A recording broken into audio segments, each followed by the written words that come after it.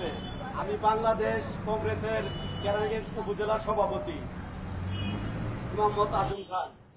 আমাদের প্রতি সপ্তাহে আব্দুল্লাহপুর বাস স্ট্যান্ডের পাশে বেরিবাদ স্টেশনে জনতার মঞ্চ প্রত্যেক শুক্রবার বিকাল 3টায় অনুষ্ঠিত হবে।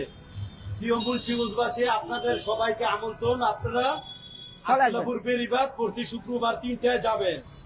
আমাদের প্রত্যেক শুক্রবার কন্টিনিউ চলবে আমাদের জনতার মঞ্চ। সকল নিবন্ধিত নেতা দাওয়াত, সকল নিবন্ধিত দল সবাই দাওয়াত, অনিবন্ধিত দাওয়াত। মুন্সিগঞ্জ জেলাবাসী সবাই আসবেন, জনগণ যাবেন আমাদের বেরিবাদ আব্দুল্লাহপুর বাস স্ট্যান্ডের দক্ষিণ পাশে। ধন্যবাদ। ওকে। এই পর্যায়ে আমাদের প্রধান অতিথির আগে আব্দুর রহমান কিছু কথা বলবো। প্রধান অতিথি আপনি একটু পরে কথা বলুন। না, অল্পতে কইস, মাইকে সাজ নাই। প্রধান অতিথির দিতে। হ্যাঁ, সিদ্দিক ভাই প্রধান অতিথি। অল্প বেশি দূরে না। বিসমিল্লাহির রহমানির রহিম। প্রিয় সোনবাড়ি উপজেলাবাসী, আসসালামু আলাইকুম। যারা দেখছেন বা শুনছেন দেশে এবং প্রবাসে, সকলকে আন্তরিক শুভেচ্ছা এবং অভিনন্দন। একই সাথে যারা অটো চালক, সিএনজি চালক, বাস চালক এবং আমার সহযোদ্ধা সহপাঠী, আমার বাপের সমতুল্য যারা চাচা এবং ভাই, বন্ধু বান্ধব যারা আছেন এবং আমার খালা খালু নানা নানি, সবাইকে জানাই জনাব আলোচিত ব্যক্তি জনাব খায়রুল দেওয়ানের পক্ষ থেকে আন্তরিক শুভেচ্ছা এবং অভিনন্দন। আসলে আমরা দেখলাম যে বিভিন্ন সোশ্যাল মিডিয়া এবং গণমাধ্যম এবং ইউটিউবে এবং পত্র পত্রিকাতে যেটা খায়রুল ভাই খুবই একজন সমালোচিত এবং আলোচিত ব্যক্তি, যেটা বাংলাদেশের মেঘনা রূপসা থেকে পাটুরিয়া থেকে তেতুলিয়া, বাংলাদেশের এক প্রান্ত থেকে আরেক প্রান্তে এমন কোন জেলা উপজেলা ইউনিয়ন একটা ওয়ার্ড নাই যেখানে খায়রুল দেওয়ানকে না চেনে। অতএব এই খায়রুল ভাই তিনার মূল কারণ হচ্ছে কি, তিনি নিজের জীবনটাকে আসলে জীবন মনে করে নাই, সংসারটাকে সংসার মনে করে নাই। তিনি সব সময় এদেশের মাটির চিন্তা এবং এদেশের মাটির মানুষের চিন্তা করে গেছেন। আমরা দেখলাম তিনি এখনো এই শ্রমিকের যে ন্যায্য মজুরি, সেই মজুরি নিয়ে কথা বলছেন। আমরা দেখছি বিভিন্ন জায়গায় কামার কুমার কৃষক সর্বস্তরের জনগণের জন্য তিনি যে জনগণের যে অধিকার, সে অধিকারের কথা বলছেন। আসলে এই খায়রুল ভাই এই দেশের কথা বলছেন। খায়রুল ভাই এই দেশের মাটি ও মানুষের সম্পদ। খায়রুল ভাই আমাদের সম্পদ।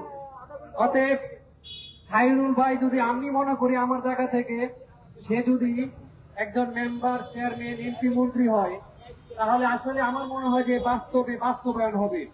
আমরা দেখেছি সাম্প্রতিক সময়ে বিগত 54 বছর রাজনীতির প্রেক্ষাপটের ইতিহাসে দেখলাম যে নির্বাচন সময় 1 লক্ষ টাকা 20 লক্ষ টাকা খরচ করে আর জনগণকে কি দেয়?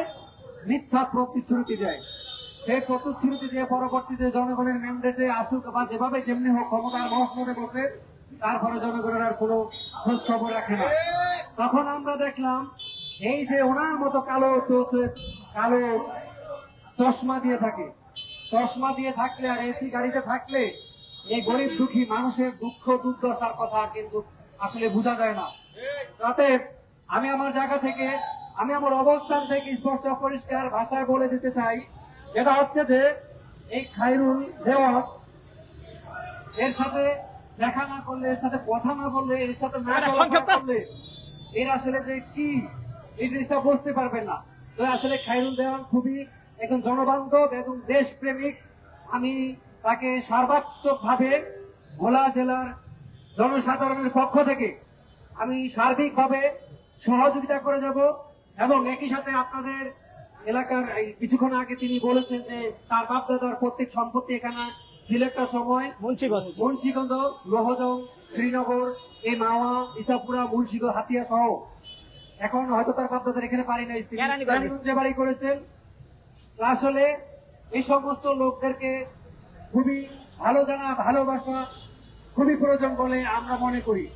খুবই সোশ্যাল মিডিয়াতে খুবই পরিচিত মুখ, একটা ফেস সেই খায়রুল দেওয়ান। আচ্ছা এবার দাও, এবার দাও। সবাই যেন তাকে সহযোগিতা করব এবং তার সুখে দুঃখে আমরা পাশে দাঁড়াবো। আমরা অন্যায়ের বিরুদ্ধে কথা বলবো, আমরা দুর্নীতির বিরুদ্ধে কথা বলবো, আমরা দুঃশাসনের বিরুদ্ধে কথা বলবো। আমরা ঘুমের বিগত 17 বছর যেভাবে আমরা ঘুমের বিরুদ্ধে কথা বলে আসছি, সেই ঘুমের বিরুদ্ধে আমরা কথা বলবো। আমরা খুনের বিরুদ্ধে কথা বলবো, আমরা ন্যায়ের পক্ষে থাকবো। আমরা গরিব দুঃখী খেটে খাওয়া মানুষের অধিকারের কথা, যেমন এখানে মূল চিরঞ্জল আসছি আজকে, এখানে আসছে আমরা পর্যায়ক্রমে ইনশাল্লাহ আমরা সারা বাংলাদেশে প্রত্যেকটা জেলা উপজেলা ইউনিয়ন কোর্ট থেকে শুরু করে আমরা প্রত্যেকটা জায়গায় ধাপে ধাপে যাব এবং মানুষের কথা বলবো। মাইক পাইয়া যদি ওর মতন করবেন, মাইক দেন। বিচার করবে, ঘুম করবে, খুন করবে, নির্যাতন করবে, নিপীড়ন করবে, ব্যভিচারে করবে, মানুষের সম্পদ লুণ্ঠন করবে। আমরা যে বিগত সাম্প্রতিক সময়ে যেই 16-17 বছর অন্যায়ের বিরুদ্ধে কথা বলে গেছি, সংক্ষেপ কর। একই সাথে আমরা এখনো কথা বলে যাব। আমরা মানুষের ন্যায়ের পক্ষে থাকতে চাই, গরিব দুঃখী মানুষের পক্ষে থাকতে চাই। আমি আমার এই বলে সংক্ষিপ্ত করলাম। সবাই ভালো থাকবেন, সকলের সুস্বাস্থ্য কামনা করি। আসসালামু আলাইকুম ওয়া রাহমাতুল্লাহি ওয়া বারাকাতুহু।